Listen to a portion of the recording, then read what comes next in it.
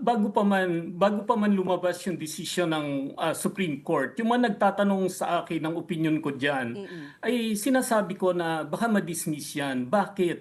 Pagsusuriin natin at palagay ko kaya nakapagdesisyon kaagad ang Supreme Court dahil malinaw yung facts dito, malinaw yung nangyari batay dun sa mga isinumite sa Supreme Court.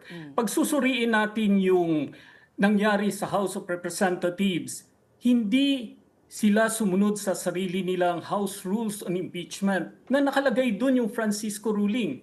Yung Francisco versus House of Representatives, nasa page 1, nakalagay dun, sinite sa footnote, hindi nila sinunod ito.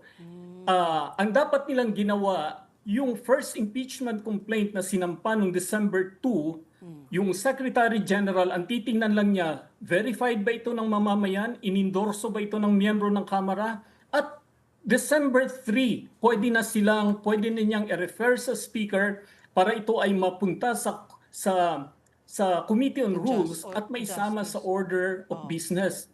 They had yung House, yung Kamara, nakasesyon sila 19 days. Hindi nila inaksyonan. At on the last day, February 5, saka pa lamang nila inaksyonan yung 3 impeachment complaints ng mamamayan.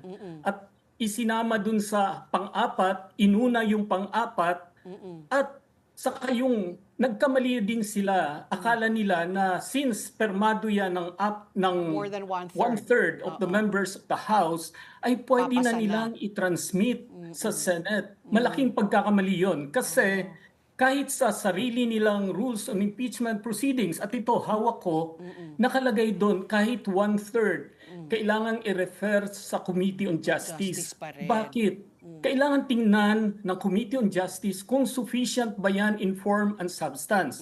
Halimbawa, yung 4th impeachment complaint, sa palagay ko, kung dumaan yan sa Committee on Justice ng House, sasabihin ng Committee on Justice, yung mga charges na iba dyan, hindi pwede. Kasi nangyari yan nung mayor, yung sinasampahan nyo, hindi pa siya vice presidente, noon. nangyari yan nung Secretary of Education pa siya. Hindi pwede yan. Pag i-impeach yung impeachable officials only for violations nung mga nakatakda sa saligang batas natin, 6 yun, na nagawa niya nung siya ay nasa nanunungkulan. Halimbawa dito, Vice Presidente, when she was Vice President. So, it's very important na dumaan yung impeachment complaint pa rin sa Committee on Justice at saka pa lamang ang Committee on Justice magdidesisyon na yung articles, yung impeachment